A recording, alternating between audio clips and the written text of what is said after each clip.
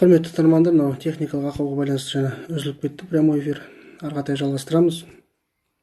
Жаңағы Абу-Зар радиаллаху анхуға пайғамбарымыздың 7-ші күні айтқан өсиеті тағы да қайталап айтамыз. Яғни саған өсиет етем дейді, өзіңнің жасырын болсын, жария болсын ісіңде әрқашанда Алла Тағаладан қорқып жаса дейді. Кез келген істі, яғни жасырын болсын, жария болсын, Алладан қорқып жасау керектігін өсиет еткен. Одан кейін егер де қандай да бір қателік жасап қойсаң, сол қателіктен артынша бір жақсылық жасау керектігін ескертті. Одан кейін егер қандай да бір қиыншылыққа душар болсаң да, қандай да бір жағдайың қиындап кетсе де, яғни ешбір адамнан еш нәрсе сұраушы болма. Керісінше сұрайтын тарап Алла Тағаладан болу керектігін ескертіп отыр. Яғни кез келген қажетіңді Алладан сұрау керектігін ұғындырып отыр. Ең соңғысы, қандай да бір аманат тапсырылса, ол аманатты еш уақытта иемденіп алып қалма деп отыр. Керісінше сол тапсырылған кісіге уақыты келген кезде қайтару керектігін түсіндірді. Одан кейінгі хадис келесі пайғамбарымыздың осы тақуалық жөнінде Ахраж аль-Қушайри, яғни имам Қушайридің хадистер жинағында келген. Ан Аби Саид аль-Худри радиаллаху анху, Абу Саид аль-Худридан келген сахабадан: Қала жа раджулун иля наби саллаллаху алейхи ва саллам фақал я набиуллах аусини. Бірде пайғамбарымыз саллаллаху алейхи ва салламға бір кісі келді дейді.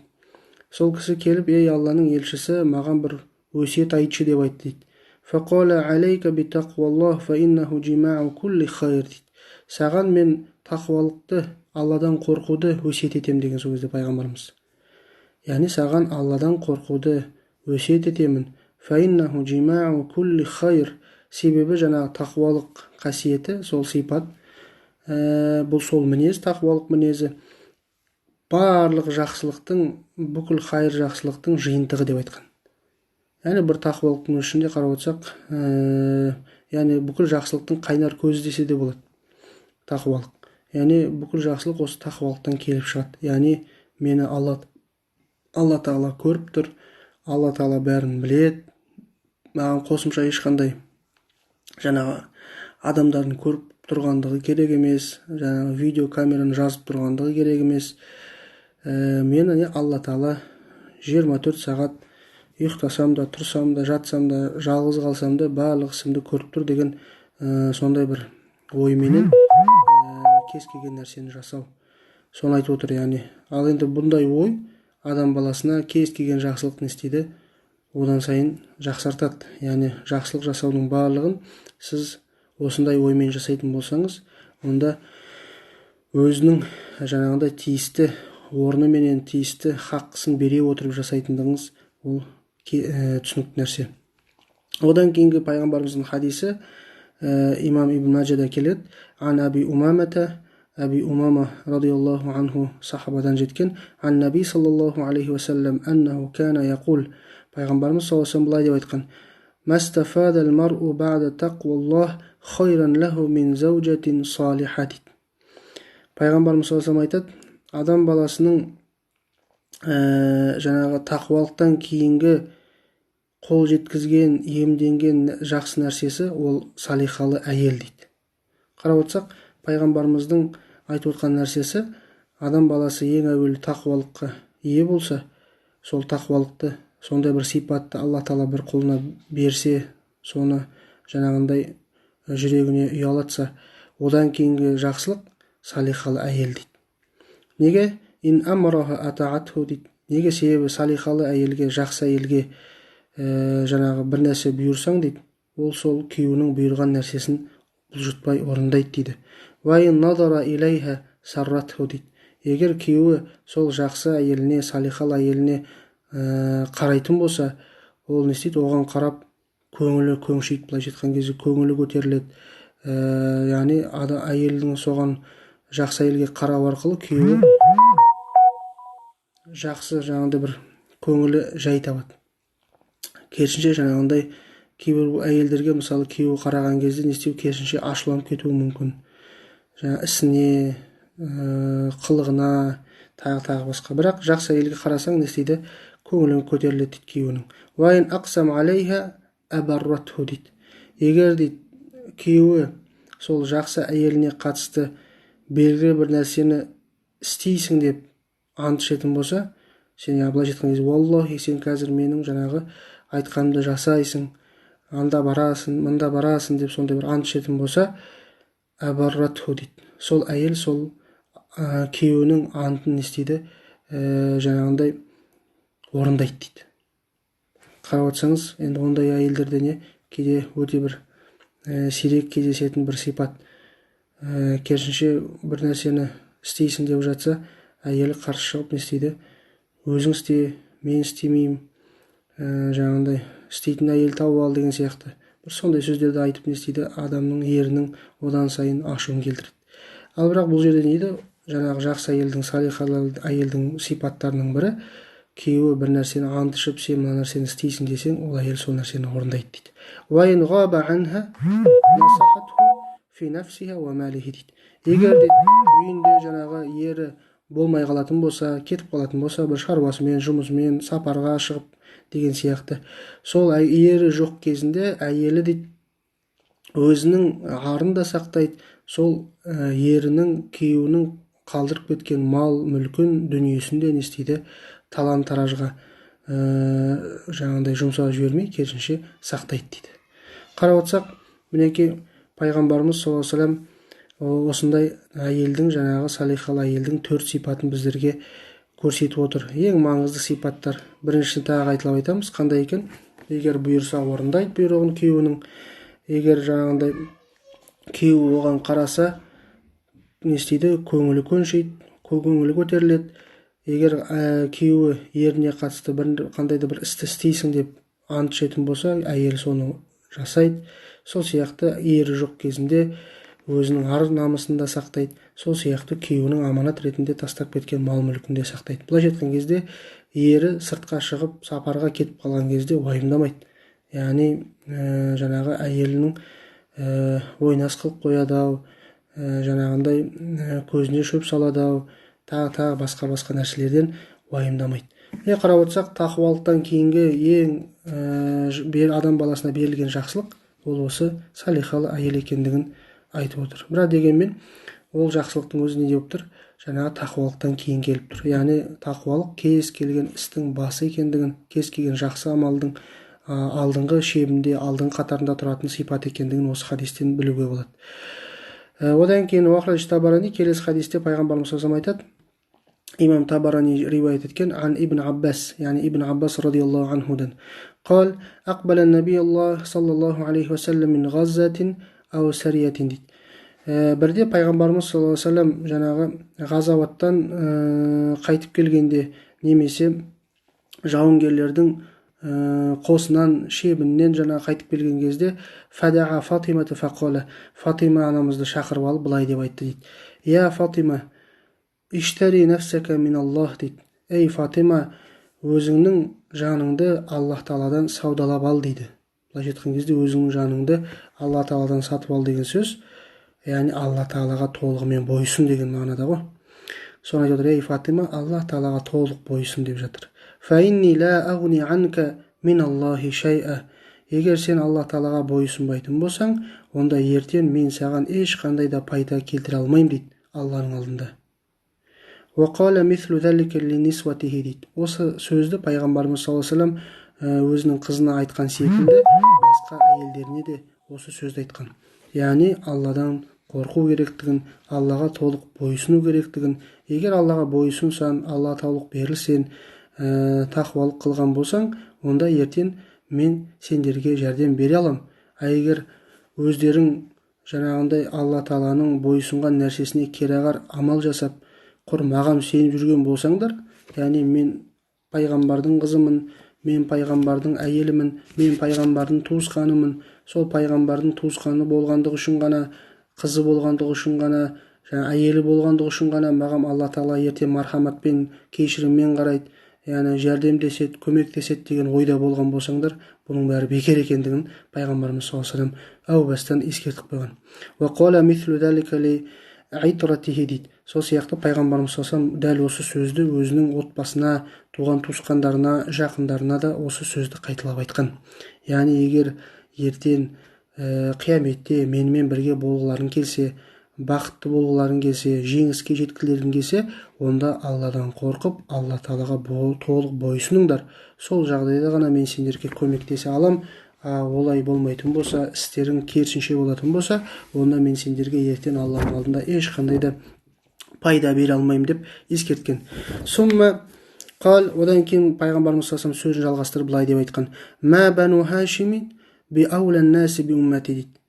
Яғни менің үмметіме, жаңағы Бану Хашим болсаң да, адамдардың ішіндегі үмметіме ең лайықты бола алмайды дейді. "Ин аулан наси би уммати ал-муттақун" дейді. Себебі менің үмметіме ең лайықтылары ол тақуалар дейді. "Вала Құрайшин би аулан наси би уммати" дейді. Адамдардың ішіндегі жаңағы құрайштықтар да менің үмметіме ең лайықты емес дейді. "Ин аулан наси би уммати ал-муттақун" менің үмметіме ең лайықтылар адамдардың ішіндегі тақуалары дейді. "Валал ансару би аулан наси би уммати" сол сияқты адамдардың ішіндегі жаңа ансарлар да менің үмметіме лайықты емес дейді. "Инна аулан наси би уммати ал-муттақун" менің үмметіме адамдардың ішіндегі ең лайықтысы ол тақуалар, ең жақыны ол тақуалар дейді. "Валал маула би аулан наси би уммати" сол сияқты қожайындар да, адамдардың ішіндегі жаңа қожайындар да менің үмметіме лайықты емес, ең жақын емес. Менің үмметіме ең жақыны, ең лайықтысы "Инна аулан наси би уммати ал-муттақун" жаңағы сөзін қайталап айтып отыр, тақуалар дейді. "Иннама антум мин раджулин ва имратин" дейді. Расында сендер бір ер, бір әйелден не істедіңдер? Өріп шықтыңдар дейді. Яғни Адам ата менен Хауа анамызды меңзеп отыр. "Ва антум каджимами ас-саин" дейді. Былай айтқан кезде жаңағы бір са ыдыстың ішін толтырған затпен теңсіңдер дейді сендер. Шын мәнінде қарап отырсақ, мынау бұл жердегі жаңағы ыдыс, са деп отқан жаңағы құмыра ыдысы ғой, соған ұқсас, немесе табақ, жаңағы шара дейміз бе, міне сондай бір ыдысты айтып отыр. Сол ыдыстың толтырған зат мөлшеріндегі жаңа нәрселер сияқтысыңдар деп отыр. Яғни сол құмыраның ішінде бидай болатын болса, ол бидайдың бәрі бірдей ғой, ешқайсысы бір-бірінен айырмашылығы жоқ. Оның ішінде күріш болатын болса, дәл солай күріштің бәрі бірдей, қанша жерден толтырып тұрса да. Сол сияқты кез келген зат, ыдысты толтырған кез келген заттың мөлшерінде сендер бір-бірінен ешқандай ажырамайтындай бірдейсіңдер дейді. "Лайса ли ахадин ала ахад фадл" дейді. Сендердің ешбірлердің басқа бірінің алдында қандай да бір абзалдықтарың, артықшылықтарың жоқ дейді. Егер артықшылық болатын болса, илля бит тақуа, тек қана тақуалықпен ғана болатындығын айтқан. Міне қарап отырсақ, шын мәнінде пайғамбарымыз саллаллаху алейхи заманнан кейін кездерде кейбір кісілер не істеді? Өзінің нәсілін пайғамбарға теліп, жеткізіп, өзін артық санайтын қоғамда кісілер көрініс тапты. Яғни мен пайғамбардың ұрпағымын, мен басқалардан жаңағы ақпын, біреу қара, біреу жаңағы ақ нәсіл, біреу қара, сендер қара халықсыңдар, біз жаңағыдай ақпыз дейтін сондай бір кісілер шықты. Яғни кейбіреулер өздерін жаңағы қожа санап, пайғамбарымыздың ұрпағымыз деп санап, кейбіреулері істері сол пайғамбардың жасаған ісіне сай болмаса да, соншалықты басқалардан өзін артық санайтын кісілер шықты.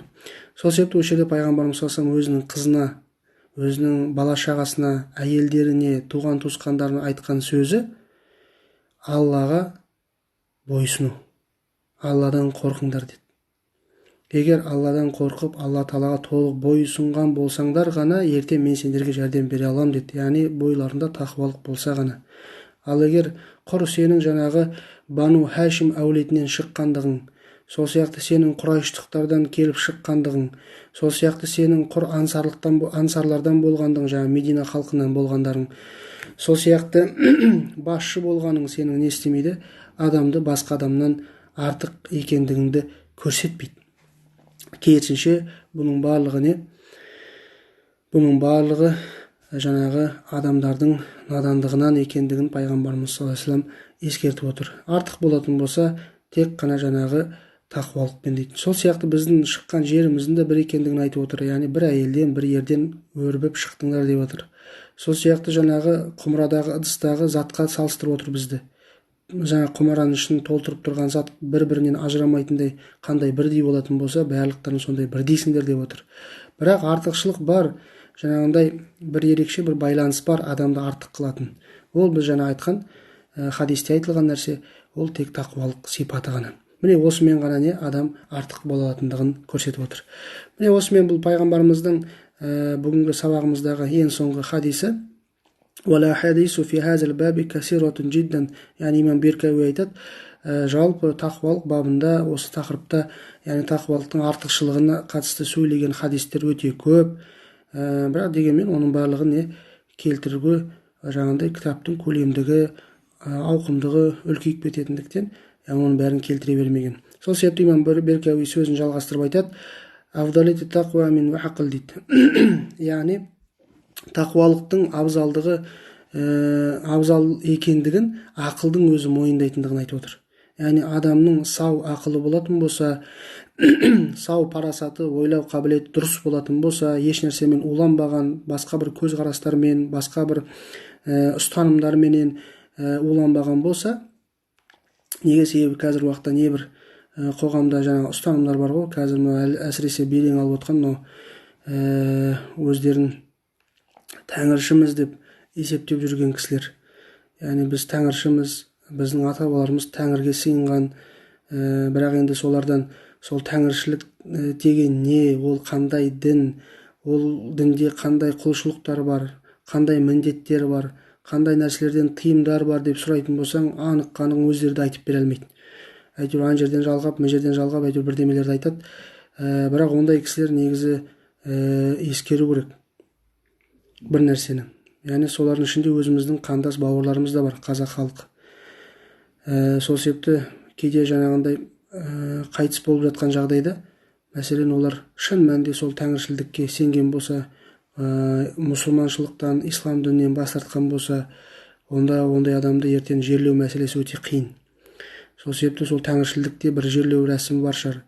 Тіпті жаңа некелесу мәселесі, отбасы құру мәселесінде де сол тәңіршілдіктің өзінің бір некелесу ұстанымдары бар шығар. Сол жайлы сұрасаң, еш нәрсе бір дұрыстап дарытып та айта алмайды. Бірақ дегенмен бір қайталай беретін нәрселері жаңағы бұрынғы сол шаманизмнан қалған, жаңа шаманизмді ұстанған кейбір ұлттардың, жаңағындай елдердің сол ұстанымдарына негіздеп, біздің бабаларымыз да соны ұстанған дейді, жаңа табиғатқа сыйынған дейді, табиғаттың құбылыстарына сыйынған дейді. Жаңағы енді былайша айтқан кезде өздерінің бір ұстанымдарын дұрыс айтып бере алмайды.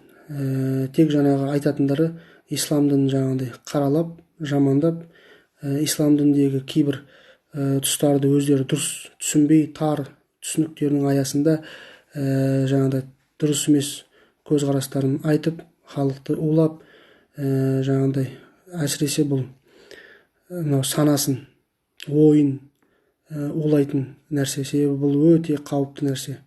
Бұл жаңағы адамның ағзасын улаудан да жаман нәрсе. Сол себепті бұл жерде айтып отқан имам Беркауидің сол, яғни ақылы сау, ақылы дұрыс, парасат, пайымы дұрыс болған сондай кісілер дейді, ақылменен түсінеді дейді. Ненің? Тақуалықтың абзалдығын дейді. Кез келген нәрселерден. Сол себепті сондай бір теріс көзқарастардан, пиғылдардан біздер аулақ болуымыз керек. Одан кейін мынау нәрсе, сол кезде жаңа имам Беркауи сөзін жалғастырып айтады, «Вал-ақлу айдан ядуллу аля афдалияти тақуа мин ғойриха минат таат» дейді.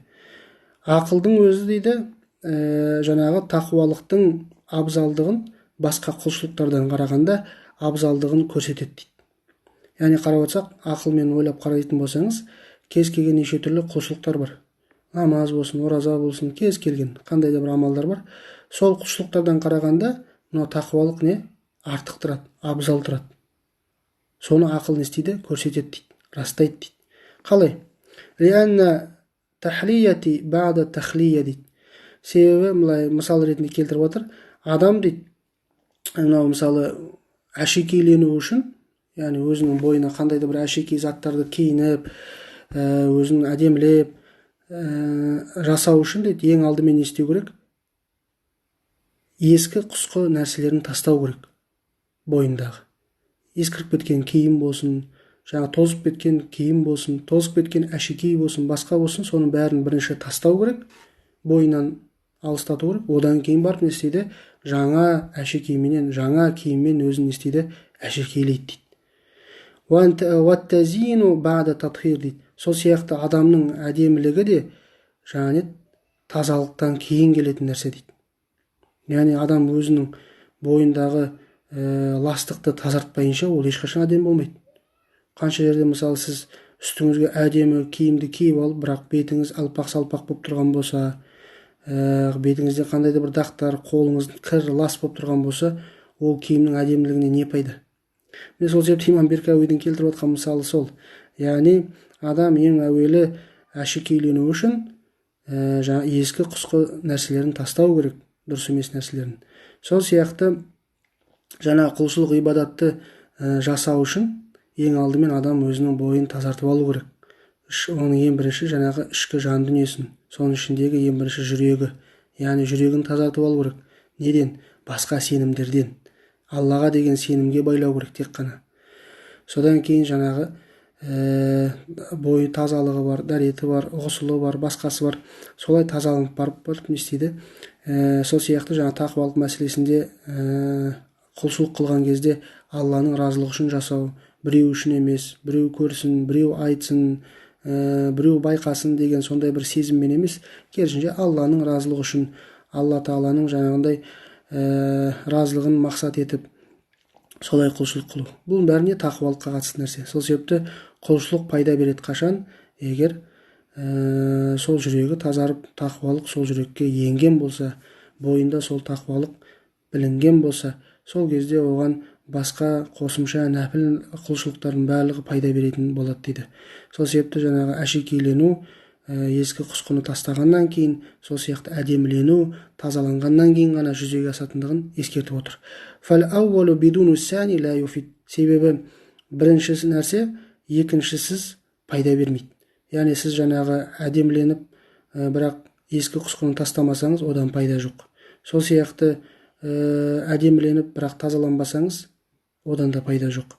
Бірақ керісінше жасайтын болсаңыз, онда пайда береді. Яғни бірінші ескі құсқыны тастап, кейін жаңа киім киіп, жаңа әшекей тағып сөйтетін болсаңыз, онда сіз әдеміленесіз. Сол сияқты ластықтан тазарынып алып, кейін әшекейленіп әдеміленетін болсаңыз, онда ол пайда береді. Сол себепті тақуалық барлық жақсылық қасиеттердің былайша айтқан кезде қайнар көзі, жиынтығы болып есептеледі, негізі болып есептеледі. Сол себепті осы тақуалықты ең бірінші сен өзің мықтылап ұстан. Осы тақуалықты, осы қасиетті сен ең бірінші өзің мықтылап ұстан. Сол сияқты өзіңнің жақындарыңды, жаңағындай құрдастарыңды, достарыңды, қоғамдастарыңды кейін сол нәрсеге бұйыр дейді. Яғни сол тақуалықтың ең жақсы қасиеттерін бойына сіңірсін деп, яғни қалыптастырсын деп бұйыр дейді. Себебі осы тақуалық сипатында, осы қасиетте адам баласы үшін екі дүниенің бақыты бар. дейді. Сол сияқты екі өмірдің жеңісі бар осы тақуалық мінезде. Сол себепті Алла Тағала баршамызды қуанышымен сыйласын, сендерді және бізді дейді. Расында ол жақсылық сыйлаушы, ерекше мейірімді, дейді, аса жомарт, кеңшілік сыйлаушы дейді. Қарап отырсақ, мінекей пайғамбарымыз саллаллаху алейхи уассалам хадисінде келгендей, осы тақуалық сипаты адам баласына өте ең маңызды сипат екендігін көрсетіп отыр. Сол себепті Алла Тағала баршамызды осы жақсы мінезді иеленуімізді, осы мінезге жаңағындай ұмтылуымызды нәсіп етсін. Және де осы хадистерде айтылғандай бір-бірімізден артықшылығымызды айта бергеннен гөрі осы тақуалықпен сипатталуға дейін қоюымыз керек. Яғни жаңағы нәсілімізді айта бергеннен, сол сияқты жаңағы дүниемізді айта бергеннен, түр-әлпетіміздің әдемілігін айта бергеннен, жағдайымыздың жақсылығын айтып, өзімізді абзал санағаннан ол нәрседен ешқандай да не пайда жоқ. Керісінше бұның барлығы адамның бойындағы жаңағы басқа бір жаман қасиеттерді өсуіне, қалыптасуына кері әсерін тигізеді. Яғни жаңағы тәкаппарлық деген сияқты, менмендік деген сияқты, көралмаушылық деген сияқты, тағы басқа. Енді келесі сабағымызда Алла қаласа біздер осымен тақуалықтың артықшылығы жөнінде аяттарға да тоқталдық, пайғамбарымыздың хадистеріне де тоқталдық. Сол сияқты осы жаңағы тақуалықтың қалай қалыптасу керектігін ұқтық, түсіндік осы аяттардан, хадистерден. Демек, ең бірінші біз өзіміздің бұрынғы дұрыс емес мінездерімізді қоюымыз керек, соларға тосқауыл жасауымыз керек, солардың өзгеруін қалауымыз керек. Ең бірінші сол нәрсені өзіміз мықтылап ұстануымыз керек, одан кейін басқаларға шақыруымыз керек. Біз көбінесе не істейміз? Өзімізді түзеу алмай, өзімізді жөндеп алмай, басқаларды түзеуге асығамыз, басқаларды жөндеуге тырысамыз. Дегенмен көп жағдайда өзімізді ұмыт қалдырамыз. Асылында пайғамбарымыздың жаңағы хадистерінде де, Алла тағаланың аяттарында да көп жаңағындай ескертулер келеді. Басқаларды айтып, өзіңді неге ұмытасың деген. Сол себепті өзіміз бірінші осы нәрселермен қаруланып алуымыз керек, яғни осы тақуалық мінезіменен. Келесі сабағымызда Алла қаласа осы тақуалық сипатының түсінігіне тоқталамыз. Яғни оның тілдік мағынасына келеміз. Сол сияқты шариғаттағы мағынасына тоқталамыз. Осы тақуалық деген не, жалпы оны қалай түсіну керек, осы нәрселерге тоқталатын боламыз. Енді біртіндеп осы тақуалық сипатын иеленудегі алғы шарттарға ақырындап келеміз. Ол үшін не істеу керек? Былайша айтқан кезде түсінген адамға бұл тақырыптағы сабақ одан сайын істейді, қызықты бола береді. Себебі адам баласы көп кітаптарды енді оқитын кісілер біледі. Көп жағдайда кітаптарда жаңағы кез келген бір дұрыс емес мінездер жайлы айтылады.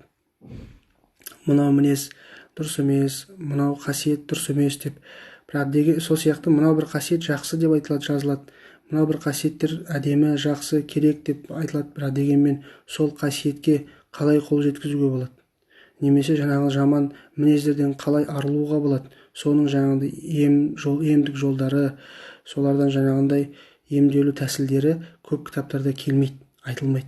Дегенмен мына кітапта сол нәрсе жазылған. Сонысымен бұл кітап кішкене ерекше артық болып келеді. Неге? Себебі адам баласы бір нәрсені білгеннен кейін сол нәрсенің жасаудың жолын білгісі келеді. Өйткені оның бәрін бірдей адам баласы өздігінен біле алмайды. Сол себепті біздер ұстазға, көбірек білетін кісілерге, кітапқа деген мұқтаждығымыз содан. Өйткені адам бәрін өзі туа біле беретін болса, онда бәрімізді шетінен данышпан болар едік. Бірақ дегенмен Алла тағаланың жаңағындай жаратқан несі, жаңағы жүйесі олай емес. Керісінше араларымызда бір білімді кісілер бар, және білмейтін кісілер бар. Білетіндер сол білмейтіндер сол білетіндерден сұрау керек. Білетіндер керісінше сол білмейтіндермен бөлісу керек. Міне осындай бір қарым-қатынаста Алла тағала әдейі біздерді бір-бірімізге сынақ ретінде жаратып қойған. Яғни білмейтіндер сұрай ма екен білетіндерден. Сол сияқты білетіндер білгеніменен бөлісе ме екен білмейтіндермен деген сияқты осындай бір-бірімізге сынақ етіп қойған.